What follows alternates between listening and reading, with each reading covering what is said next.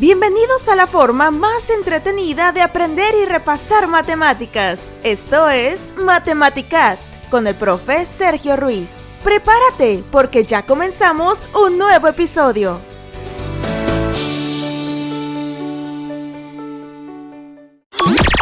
Visita www.sergioruiz.com.mx y sigue al profe. Hola, hoy vamos a meternos a fondo con un tema de matemáticas que, a veces intimida un poco. Los números complejos, pero vistos desde otro ángulo. Así es. Vamos a hablar de la forma polar y trigonométrica. Exacto. Tenemos material sobre números complejos, forma polar y trigonométrica, y la idea es entender qué son estas formas, por qué existen además de la típica A plus BI que todos conocemos. Claro, la A plus BI es como la puerta de entrada, ¿no? Parte real A, parte imaginaria B. Sí, esa es la que nos enseñan primero. Y vamos a desempacar esto. ¿Qué ventajas hay en verlos de otra manera? Quizás una forma más geométrica. Justo.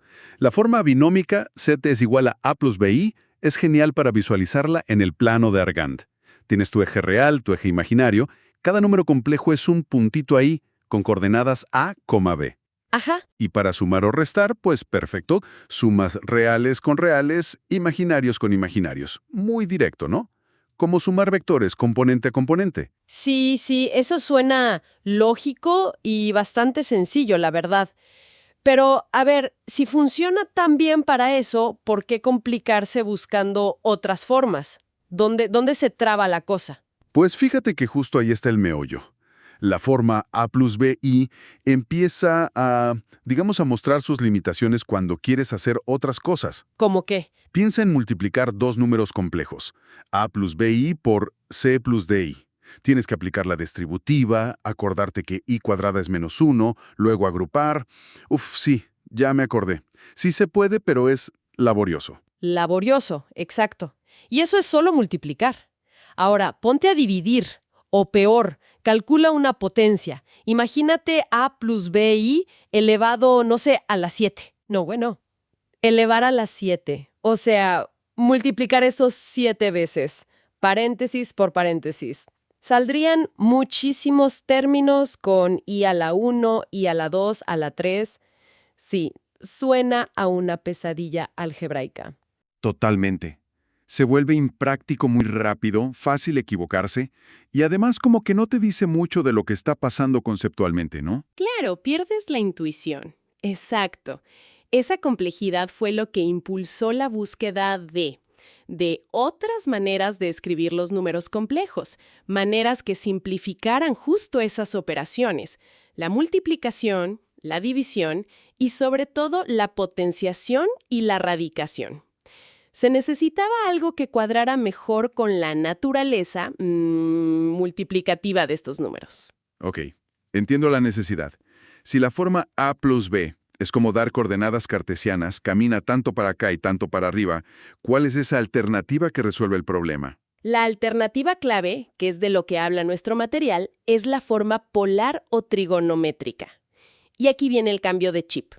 En vez de decir cuánto a la derecha y cuánto arriba para llegar al punto A, B, Ajá. lo describes diciendo qué tan lejos está del origen, o sea, su distancia, y qué ángulo forma la línea que une el origen con ese punto respecto al eje real positivo. Ah, claro, cambiamos de coordenadas rectangulares a polares. Es como, en lugar de decir ve 4 kilómetros al este y 3 kilómetros al norte, dices camina 5 kilómetros en dirección, 37 grados noreste. Esa es la analogía perfecta. Misma ubicación, pero descrita con distancia y dirección. ¿Ok? A esa distancia al origen la llamamos módulo y se usa la letra R, y al ángulo con el eje real positivo lo llamamos argumento y usamos la letra griega teta. Teta. Módulo R, argumento tita. Y aquí es donde se pone bueno, porque este enfoque geométrico de pensar en distancia y ángulo es lo que de verdad simplifica todo aquello que se nos complicaba. Es ver al número complejo no solo como un punto, sino como un vector con magnitud y dirección. Suena bien, suena muy bien. Pero, a ver, ¿Cómo se conectan exactamente r y θ con la a y la b que teníamos al principio? ¿Cómo los calculamos si tenemos a más b? La conexión es por una geometría del plano complejo. El módulo r es la longitud del vector que va del origen 0,0 al punto a, b. Si te imaginas el triángulo rectángulo que se forma con catetos a y b, Ajá, la hipotenusa es r. Exacto, por Pitágoras. R es igual a raíz de a al cuadrado plus b al cuadrado. Es la distancia de toda la vida, la distancia euclidiana. y siempre es un número real positivo o cero. Es la magnitud, el tamaño del número complejo. Vale, eso tiene sentido. Es una distancia. Y el argumento, el ángulo θ. ¿Cómo sacamos la dirección? El argumento θ es el ángulo que forma ese vector con el semieje real positivo, medido en contra de las manecillas del reloj. Usamos trigonometría básica. En ese mismo triángulo, la tangente de θ es cateto opuesto sobre adyacente, o sea, BA. Ah, ok. Tan θ es igual a BA. Entonces, θ es simplemente el arcotangente de BA. En principio sí, θ es igual a arctan BBA. Pero ojo aquí, hay un detallito importante. La función arcotangente en la calculadora normalmente te da un ángulo entre menos 90 grados y plus 90 grados. Claro, solo te da ángulos en el primer y cuarto cuadrante. Exacto. Pero tu número complejo podría estar en el segundo o tercero. Por ejemplo, 1 plus i está en el primero y menos 1i está en el tercero. Y en ambos casos, BA es 1. Arctan de 1 te daría 45 grados siempre. Ah, ya veo el problema. Justo. La arcotangente sola no basta. Tienes que fijarte en los signos de A y B para saber en qué cuadrante está realmente el punto A, B. Si está en el segundo o tercero, tienes que ajustar el ángulo que te dio la calculadora. O sea, si arctan BA me da, por decir, 30 grados, pero sé que A es negativa y B es positiva, segundo cuadrante, el ángulo real sería 180 grados menos 30 grados. Igual a 150 grados. Y si ambos A y B son negativos, tercer cuadrante, sería 180 grados plus 30 grados igual a 210 grados. Precisamente. Es un paso extra, pero crucial para tener la dirección correcta. Hay que ubicar bien el cuadrante. Entendido ese punto. Ya tenemos R, la magnitud, y θ, la dirección correcta. Ahora, ¿cómo usamos esto para escribir el número complejo z? ¿Cuál es la famosa forma trigonométrica? Pues volvemos al triángulo rectángulo. Ya sabemos que R es la hipotenusa y θ es el ángulo. La trigonometría nos dice que el cateto adyacente, que es A, es igual a R cos θ. Ajá. A es igual a R cos θ. Y el cateto opuesto, B, es R sin θ. B igual a R sin θ. Ok. Ahora, si tomamos la forma original, z igual a A plus BI, y sustituimos estas expresiones para A y B. A ver. Z es igual a R coseno θ plus I R seno θ. Ah, y podemos factorizar la R. Exacto. Sacas R como factor común y te queda. Z es R coseno θ plus I sin θ. Esa es la forma trigonométrica estándar. Z es R coseno θ plus I sin θ. Vale, ya veo la estructura. Tienes el módulo R afuera, multiplicando esta combinación de coseno y seno del argumento θ. A veces lo he visto abreviado como R cis θ. Sí, esa abreviatura cis θ es común. Lo importante es que encapsula la magnitud R y la dirección θ. La parte coseno θ plus I sin θ es un número complejo en el círculo de radio 1, y al multiplicarlo por R, lo escalas a la distancia correcta. Entendido. Y bueno, aunque el material se enfoque en la trigonométrica, vale la pena mencionar rapidísimo que hay una conexión todavía más elegante, digamos, con la fórmula de Euler. E y θ igual a coseno θ plus I seno θ. Ah, ¿la famosa fórmula de Euler? Esa misma. Esto nos da una forma exponencial súper compacta. Z igual a R, E y θ. Es increíblemente útil en cálculo, en análisis de señales, física cuántica, porque las reglas de los exponentes aplican de maravilla. Pero la idea central, la geometría y la simplificación ya se ve clarísima con la forma trigonométrica. R entre corchetes, coseno θ plus I seno θ. Ok, me queda claro que la exponencial es como el siguiente nivel, pero la trigonométrica ya nos muestra el porqué de todo esto. Entonces volvamos a la gran promesa. Simplificar las operaciones. ¿Cómo funciona? Mencionaste multiplicar y potenciar. ¿Cómo se hace ahora? Aquí es donde la magia ocurre de verdad. Mira, tomemos la multiplicación. Tienes Z1 igual a R1 cos θ1 más I sin θ1. Y Z2 igual a R2 cos θ2 más I sin θ2. Si lo hiciéramos con A plus B y C plus D, sería el relajo algebraico que ya dijimos. Sí, pero en forma trigonométrica, el resultado es sorprendentemente simple. La regla es, multiplicas los módulos y sumas los argumentos. ¿Cómo? Así de fácil. Solo R1, R2 y θ1 plus θ2. Así de fácil. La fórmula queda Z1, Z2 igual R1, R2 cos θ1 plus θ2 plus I sin θ1 plus θ2. ¡Wow! Eso sí que es un cambio. Comparado con expandir A plus B, C plus D, esto es casi trivial. Y mucho más intuitivo, ¿no? Combinar magnitudes y direcciones así tiene sentido geométrico. Totalmente. Y la interpretación geométrica es directa. Multiplicar por Z2 es como tomar el vector Z1, girarlo un ángulo θ2 adicional y estirar o encoger su longitud por un factor R2. Una rotación y un escalamiento. Exacto. ¿Y para la división? Igual de elegante. Divides los módulos y restas los argumentos. Z1, Z2 igual R1, R2 cos θ1, θ2 plus I sin θ1, θ2. Claro, siempre que R2 no sea 0. Dividir es como rotar en sentido contrario y escalar por el inverso. Increíble. De verdad que la complejidad algebraica se vuelve geometría simple, escalar y rotar. Oye, ¿y las potencias? Mencionaste que eran un dolor de cabeza en forma binómica. ¿Qué pasa ahora? Las potencias se vuelven facilísimas gracias al teorema de De Moivre. Es una consecuencia directa de la regla de multiplicación que acabamos de ver. Para elevar z igual a r cosenta plus i sin θ a una potencia entera n, la regla es, elevas el módulo a la n y multiplicas el argumento por n.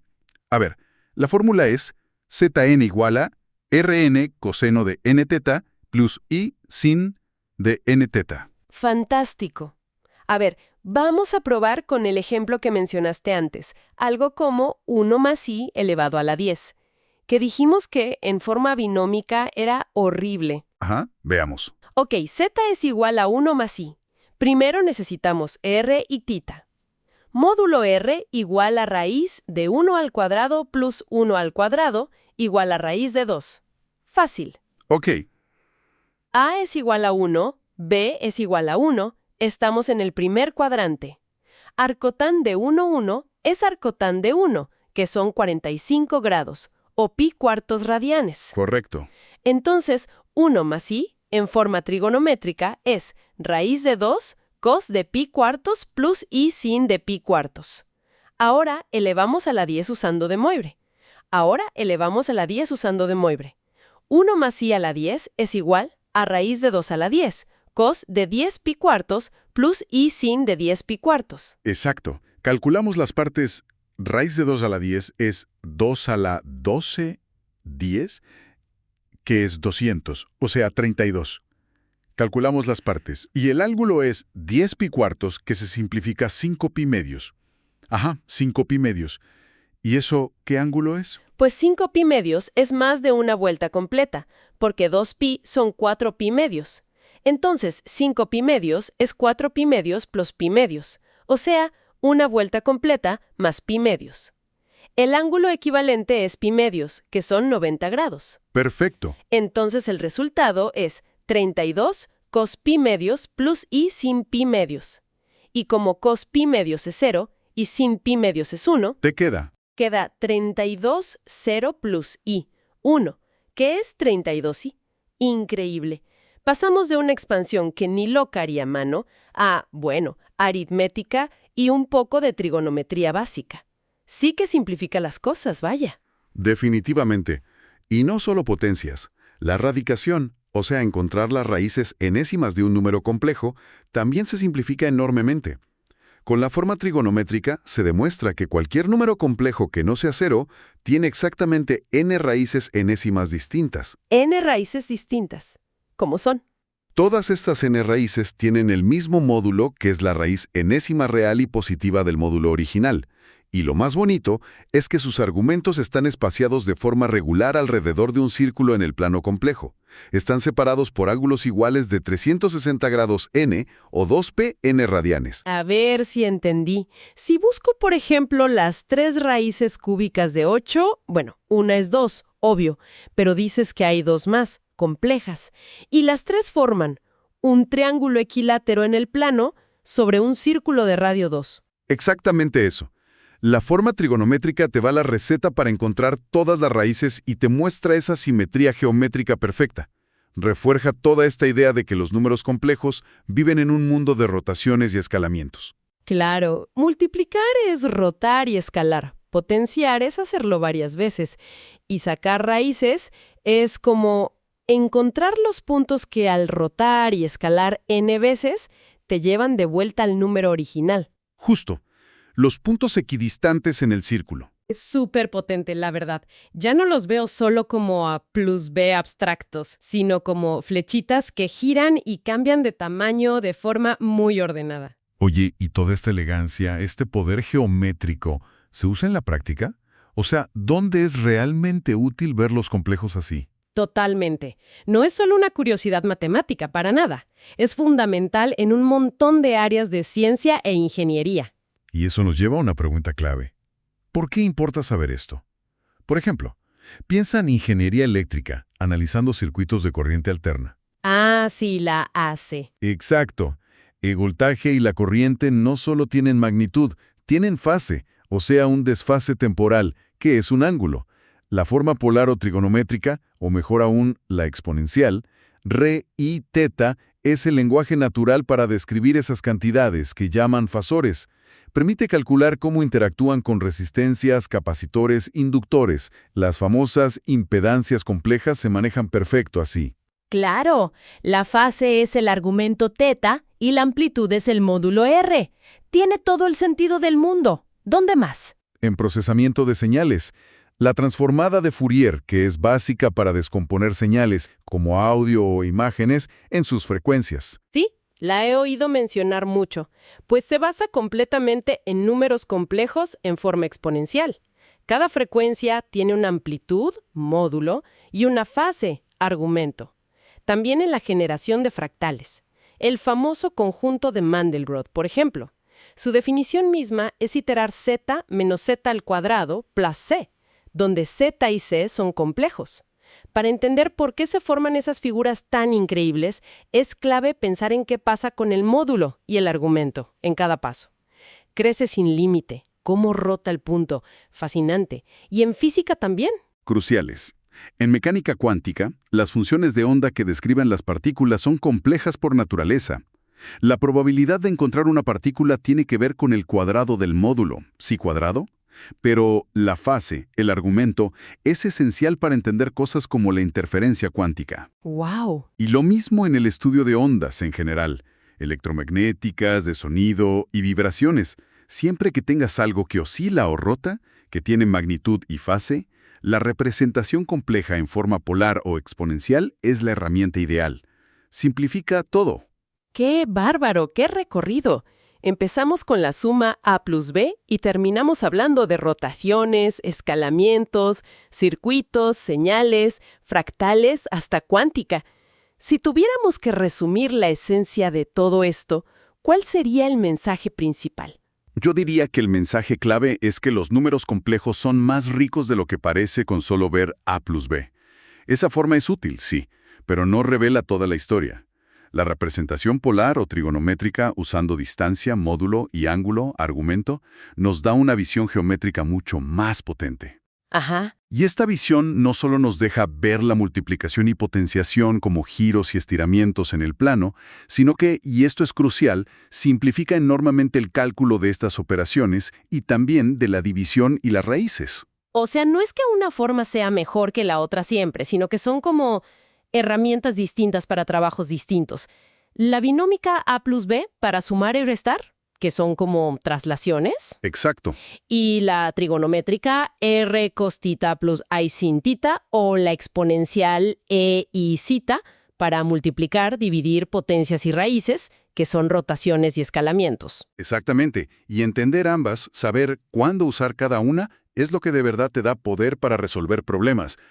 El valor de conocer la forma polar trigonométrica va más allá de que sea más fácil calcular. Te permite atacar problemas más avanzados donde esa estructura de giros, de fases, es lo fundamental. Es básica si trabajas con oscilaciones, ondas, señales, sistemas dinámicos, cuántica. Entiendo. Entender que puedes ver lo mismo desde ángulos distintos te enriquece mucho la intuición y la flexibilidad para resolver cosas. Una perspectiva muy valiosa, sin duda. Nos recuerda que a veces solo hay que cambiar el punto de vista para que todo encaje. Y bueno, para ir cerrando, ¿alguna idea final que nos dejes pensando? Claro. Ahí les va algo para reflexionar. Vimos cómo cambiar la representación de los complejos de x, y a distancia, ángulo, simplificó operaciones y reveló una conexión con rotaciones. Esto me hace preguntar, ¿qué otras cosas en matemáticas, en ciencia o incluso en problemas de la vida diaria podrían estar esperando una representación alternativa? Una forma diferente de verlas que de repente revele estructuras ocultas o simplifique lo que parece complejo. Interesante.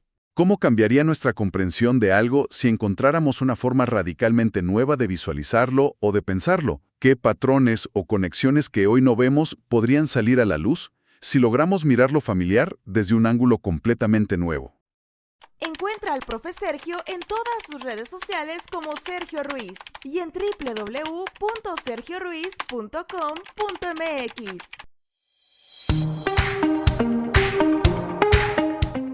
¿Ves? Las matemáticas no son tan difíciles. Sigue aprendiendo, suscríbete y no te pierdas el siguiente episodio.